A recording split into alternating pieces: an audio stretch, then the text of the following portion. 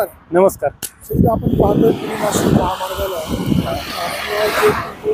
रस्त्याला खड्डे पडलेले आहेत. हो तुम्ही या रस्त्याने रोज ये जा करता. हो नक्की. काय तुम्ही सांगाल तुमची काय मागणी असेल?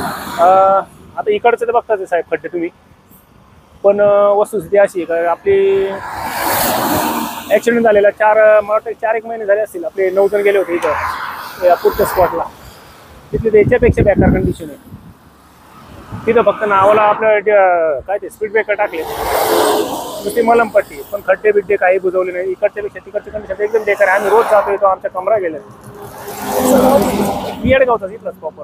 आमदार खासदार यांच्याकडे काय मागणी? लक्ष द्यायला पाहिजे त्यांनी साहेब.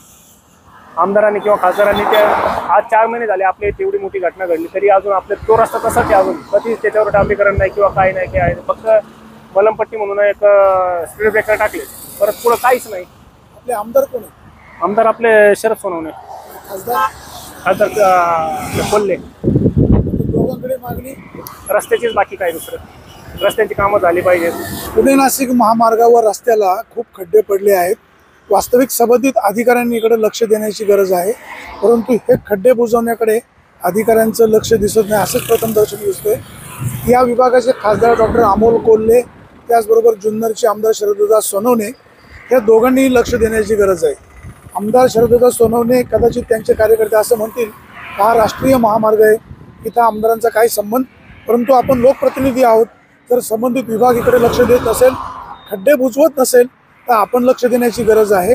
आणि खासदार अमोलजी कोल्हे, आपण सुद्धा हे नगर कल्याण महामार्ग असेल किंवा पुणे नाशिक महामार्ग असेल, नारायणगावपासून तर पिंपळवंडीपर्यंत रस्त्याला खूप खड्डे पडलेले आहेत.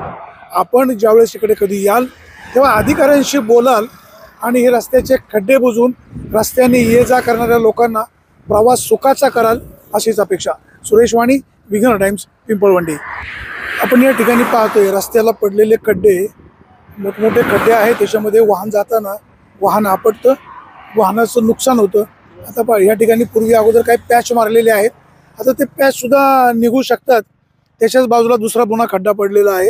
हे खड्डे संबंधित विभाग लवकर बुजविल अशी अपेक्षा आहे. या खड्ड्यांमध्ये वाहन आपटून वाहनांचं देखील नुकसान होत आहे.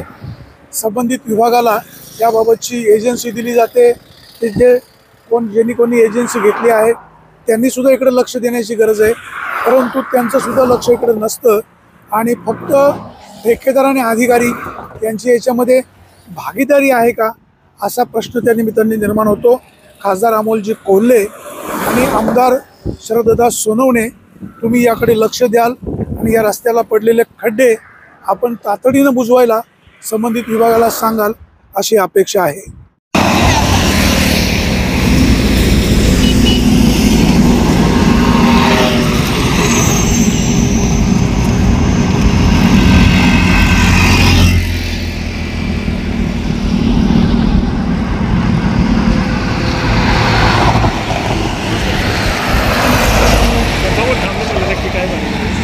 खड्डे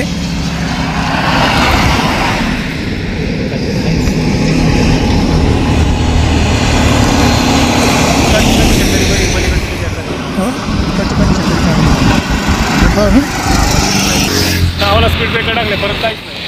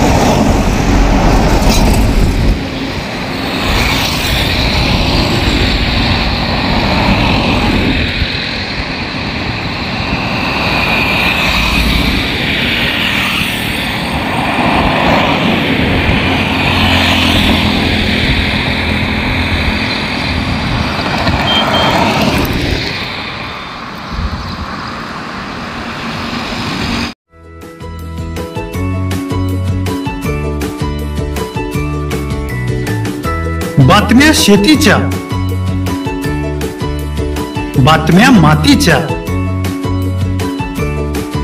बातम्या अन्यायाच्या, गुन्हेगारीच्या,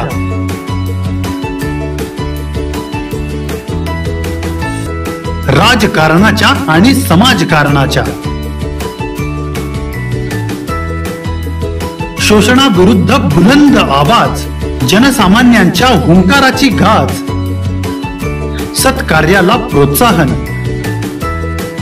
दुष्कृत्याला अनुशासन, निर्भीड, निस्पृह, सडेतोड, बेधडक आणि रोखटोक म्हणजेच विघ्नहर टाइम्स. शोध बातमीचा, ध्यास सत्याचा. आपलं चॅनल, आपली बातमी. सबस्क्राईब तर कराच, पण बेल आयकॉनवर क्लिक करायलाही विसरू नका.